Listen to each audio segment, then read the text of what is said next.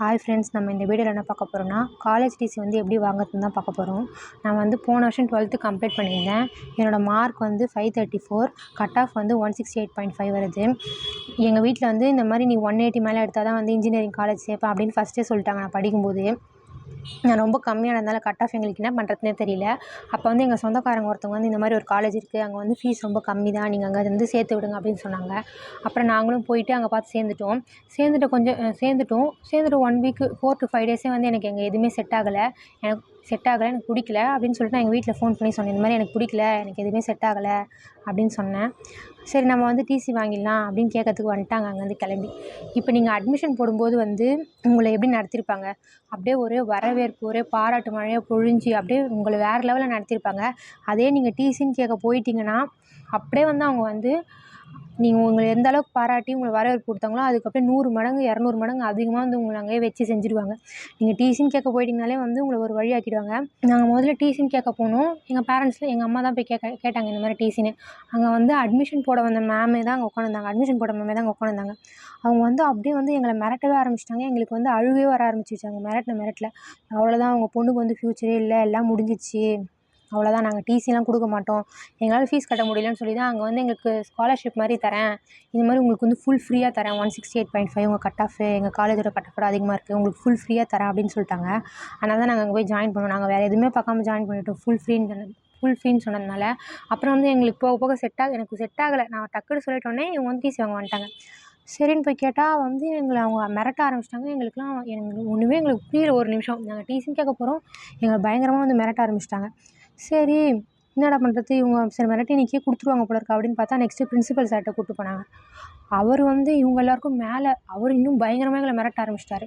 எங்களுக்கு வந்து எப்படி இருந்துச்சுன்னா, அந்த காலேஜ் விட்டு நாங்கள் வெளில வந்துட்டாலே போதும், எங்களுக்கு டிசியுமே தேவை, நாங்கள் வந்து சேஃபாக வெளில வந்துட்டாலே போதும், அப்படி தான் இருந்துச்சு. ரொம்ப பயங்கரமாக இருந்துச்சு. ரொம்ப பயமுறுத்துனாங்க. அப்படியே அலைய விட்டு எங்களை அழுவ விட்டு ஒரு வழியாக்கிட்டாங்க. நாங்கள் வந்து இந்த காலேஜ் டிசி வாங்கிறதுக்காக 6லேருந்து 5 வாட்டி நடந்திருப்போம். எங்கள் வீட்டுக்கும் காலேஜுக்கும் எங்கள் வீட்டிலேருந்து காலேஜ் போகிறதுக்கு வந்து 8 hours ஆகும். நாங்கள் வந்து ட்ராவல் பண்ணோன்னா எனக்கு 1500 ஆகும். அதனால் வந்து வீட்டுக்கும் காலேஜுக்கும் நடக்கிற மாதிரியே இருந்துச்சு. அவங்க டிசியே கொடுக்கல. ஒரு ஸ்டேஜுக்கு மேலே வந்து அவ்வளோதான், டிசி கொடுக்க மாட்டாங்க, முடிஞ்சிச்சு அப்படின்னு தான் நாங்கள் நினச்சிருந்தோம். அவ்வளோதான் முடிஞ்சிச்சு, டிசிலாம் கிடையாது அப்படின்னு தான் நினச்சிருந்தோம். ஃபஸ்ட் டைம் போனோம் இப்படி சொன்னாங்க, செகண்ட் டைம் போகிறோம் மிரட்டுறாங்க, தேர்ட் டைமும் போகிறோம்.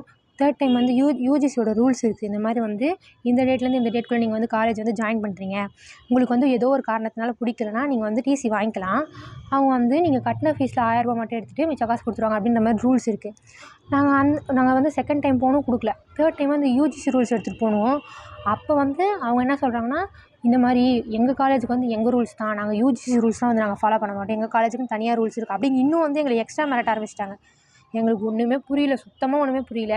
அப்புறமா வந்து கரியர் கைடன்ஸ் எக்ஸ்பர்ட் இருக்காங்களா, தினேஷ் பிரபு சார், அவங்களுக்கு வந்து எங்கள் அம்மா வந்து இன்ஸ்டாகிராமில் இந்த மாதிரி மெசேஜ் பண்ணியிருந்தாங்க, இந்த மாதிரி எங்களுக்கு என்ன பண்ணுறதுன்னு தெரியல, எங்களுக்கு வந்து டிசி வேணும், எங்களுக்கு வந்து செட் ஆகலை அப்படின்னு சொன்னோடனே அவர் ஃபஸ்ட்டு என்ன சொன்னாருன்னா, இந்த மாதிரி நீங்கள் கும்பலாக ஒரு 6-7 பேர் காலேஜுக்கு போங்க, நாங்கள் டிசி கொடுத்தா தான் வெளில வருவோம் அப்படின்னு சொல்லுங்கள் அப்படின்னு சொன்னாங்க. நாங்கள் என்னவும் ட்ரை பண்ணுறோம், கும்பலாக போகிறோம், ஒரு டிசியும் கொடுக்கல. எங்களுக்கு இன்னும் பயமும் பதட்டமும் அதிகமாக தான் ஆச்சு. நாங்கள் இன்னும் எங்களை மோசமாக வந்து ட்ரீட் பண்ண ஆரம்பிச்சிட்டாங்க. சரி, அப்புறம் அவர்கிட்ட சொன்னேன், இந்த மாதிரி கொடுக்க மாட்டேங்கிறாங்க சார் அப்படின்னு சொன்னதுக்கு அவர் இன்னொரு ஐடியா சொன்னார். இந்த மாதிரி நீங்கள் அண்ணா யூனிவர்சிட்டிக்கு வந்து மெயில் பண்ணுங்கள், அண்ணா யூனிவர்சிட்டிக்கு வந்து நீங்கள் மெயில் பண்ணுங்கள், ஸ்டூடெண்ட்ஸ் அஃபேருக்கு வந்து நீங்கள் மெயில் பண்ணுங்கள், இந்த மாதிரி எனக்கு வந்து இந்த காலேஜ் டிசி வேணும் அப்படின்னு நீங்கள் வந்து ஒரு மெயில் பண்ணணும் அப்படின்னு சொன்னாங்க. சரின்னு சொன்னோடனே நாங்கள் அண்ணா யூனிவர்சிட்டிக்கு வந்து கால் பண்ணி கேட்டோம். அண்ணா யூனிவர்சிட்டி ஸ்டூடெண்ட்ஸ் அஃபேர்னு இருக்கும், நீங்கள் அது பாருங்கள், அதில் நாங்கள் இந்த மாதிரி கால் பண்ணி இந்த மாதிரி எங்களுக்கு வந்து ஒரு காலேஜ் டிசி வேணும் அப்படின்னு கால் பண்ணோம். அப்புறம் வந்து அதுக்கு நாங்கள் இமெயில் பண்ணோம், அந்த வெப்சைட்டுக்கு அவங்களுக்கு வந்து இமெயில் பண்ணோம். இமெயில் பண்ண பிறகு அவங்களுக்கு நிறைய இமெயில் இருக்கும், நீங்கள் வந்து போடுற இமெயில் அவங்களால வந்து உடனே பார்க்க முடியாது. அதனால் நீங்கள் டெய்லி ஃபோன் பண்ணிகிட்டே இருங்க, இமெயில் வந்து எப்படி அப்டேட் ஆகிருக்கு, என்ன விஷயம்னு. இப்போ நம்ம அவங்களுக்கு அனுப்புகிற இமெயில் வந்து அவங்க வந்து காலேஜில் இருக்க பிரின்சிபல் சாருக்கு வந்து அனுப்புவாங்க. பிரின்சிபல் சார் வந்து அதை படித்து பார்த்துட்டு அவரோட இமெயில் வந்து திருப்பி அண்ணா யூனிவர்சிட்டிக்கு அனுப்புவாங்க. அண்ணா யூனிவர்சிட்டி இமெயில் வந்து காலேஜ் வந்து அண்ணா யூனிவர்சிட்டி கொடுத்த இமெயில் வந்து அண்ணா யூனிவர்சிட்டியில் இருக்கவங்க வந்து நமக்கு அனுப்புவாங்க. அந்த காப்பி எடுத்துகிட்டு அதை நம்ம ஜெராக்ஸ் எடுத்துகிட்டு காலேஜுக்கு போகணும். ஜெராக்ஸ் இல்லை, நீங்கள் ஃபோனில் இருக்க காப்பியை வச்சு கூட காலேஜுக்கு வந்து போகணும். நாங்கள் வந்து இந்த மாதிரி அண்ணா யூனிவர்சிட்டி மேம்க்கு வந்து அன்றைக்கி தான் எங்களுக்கு அனுப்பிச்சாங்க. நாங்கள் வந்து அதாவது இமெயில் அனுப்பிச்சி 1 வாரமும் 15 நாள் கழித்து வந்து இந்த மாதிரி காலேஜ்லேருந்து இமெயில் வந்து அண்ணா யூனிவர்சிட்டிலேருந்து அனுப்பிச்சாங்க. அப்புறம் எங்கள் அம்மா வந்து ஸ்டூடெண்ட்ஸ் அஃபேர் மேம்க்கு வந்து ஃபோன் பண்ணாங்க. இந்த மாதிரி அந்த பேப்பரில் என்ன இருந்துச்சுன்னா, எங்களுடைய ரூல்ஸ் அண்ட் ரெகுலேஷன்ஸ் படி அவங்கள வந்து காலேஜ் டிசி வாங்கிக்க சொல்லுங்கள் அப்படின்னு இருந்துச்சு. எங்களுக்கு ஒன்றுமே புரியல. திருப்பி இவங்க வந்து ஃபுல் ஃபீஸ் கட்ட சொல்லுவாங்க போல இருக்குது அப்படின்னு இருந்துச்சு. ஏன்னா வந்து நாங்கள் டிசின்னு கேட்டோன்னா அவங்க என்ன சொன்னாங்கன்னா, அங்கே வந்து எங்களுக்கு ஃபீஸே வந்து கிடையாது, ஹாஸ்டல் ஃபீஸ் மட்டும் 20,000 கட்டுங்க அப்படின்ற மாதிரி தான் சேர்த்துக்கிட்டாங்க. டிசின்னு சொன்னோன்னே என்ன சொன்னாங்கன்னா, ஒரு சீட்டுக்கு வந்து நீங்கள் வந்து நீங்கள் இப்போ உங்களோட ஒரு சீட் வந்து இப்போ வேக்கண்ட் ஆக போகுது, அதனால் நீங்கள் என்ன பண்ணுறீங்கன்னா 1 வருஷத்துக்கு 1,50,000 4 வருஷத்துக்கு மொத்தமாக சேர்த்துட்டு இப்போயே டிசி வாங்கிட்டு போயிடுங்க அப்படின்னு சொன்னாங்க. அப்போ 4 வருஷத்துக்குனா எவ்வளோ வருது, எங்களால் ஃபீஸ் கட்ட முடியலன்னு சொல்லி தான் அந்த காலேஜில் போய் சேர்ந்தோம். இல்லைனா நாங்கள் ரவுண்ட் 2ல ஒரு நல்ல காலேஜில் போய் சேர்ந்துருப்போமே, அப்படி தான் இருந்துச்சு. அதனால் அந்த மேம்க்கு வந்து ஃபோன் பண்ணோம். இந்த மாதிரி இவங்க வந்து நாங்கள் இந்த மாதிரி காலேஜுக்கு போயிட்டு வந்துட்டோம் 3 4 வாட்டி, அவங்க வந்து எங்களை பயங்கரமாக மிரட்டுறாங்க. எங்களுக்கு வந்து உள்ளே போய் கேட்டுட்டு வெளியில் வந்துட்டாலே போதும், சேஃபாக வந்துட்டாலே போதும் அப்படி இருக்குது. அந்தளவுக்கு வந்து அவங்களாம் மிரட்டுறாங்க எங்களை அப்படின்னு எங்கள் அம்மா வந்து அந்த மேம் கிட்டே சொன்னாங்க. அதுக்கு வந்து அந்த மேம் என்ன சொன்னாங்கன்னா, இல்லைம்மா நீங்கள் போங்க, இந்த உங்களுக்கு ஒரு இமெயில் வந்துருக்குல்ல, அதை எடுத்துகிட்டு போங்க, நீங்கள் காட்டுங்க. அவங்க அதுக்கு மேலே மேற்கொண்டு எது பேசினா எனக்கு நீங்கள் ஃபோன் அடிங்க, நான் பார்த்துக்கிறேன். அவங்க எப்படியும் டிசிலாம் கொடுக்காம போயிட முடியாது, எப்படியா இருந்தாலும் அவங்க டிசி கொடுத்து தான் ஆகணும். ஆனால் வந்து ஃபீஸ் வந்து ரீஃபண்ட் பண்ண மாட்டாங்க. நாங்கள் வந்து 20,000 இதுக்கு வேறு 10,000 அட்மிஷன் ஃபீஸு, அந்த மாதிரி ஏதோ 30,000 35,000 கட்டியிருந்தோம். அதை நாங்கள் வந்து நாங்கள் 4 நாள் என்னமோ தான் அங்கே வந்து நான் படித்தேன். அப்புறம் வந்துட்டேன். இந்த மாதிரி ரீஃபண்ட்லாம் வந்து கொடுக்க மாட்டாங்க அப்படின்னு சொன்னாங்க. சரி, ரீஃபண்ட் கூட பரவாயில்ல, எங்களுக்கு வந்து அந்த டிசி இருந்துட்டால் மட்டும் போதும் தான் எங்களுக்கு இருந்துச்சு. அப்புறம் நாங்கள் அதே மாதிரியே வந்து காலேஜுக்கு போனோம். போயிட்டு அங்கே அட்மிஷன் பிளாக்கில் தான் முதல்ல நீங்கள் போகணும். அங்கே இருக்க மேம் கிட்ட இந்த மாதிரி காமிச்சோடனே அவங்க வந்து செம்ம நக்கல் பிடிச்சவங்க.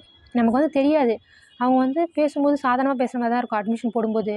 ஆனால் நீங்கள் டிசி அப்படின்னு எதுக்காவது போயிட்டிங்கன்னா பயங்கரமாக நம்மளை வந்து ஒரு செம்ம சீப்பாக வந்து ட்ரீட் பண்ணுவாங்க. அந்த ட்ரீட்டே வந்து நமக்கு ஒரு மாதிரி இருக்கும் அவங்க ட்ரீட் பண்ணுறதே. அவங்க இங்கேருந்து பிரின்சிபல் சார் ரூமுக்கு கூப்பிட்டு போனாங்க. பிரின்சிபல் சார் வந்து ஒரு வார்த்தை கூட பேசல.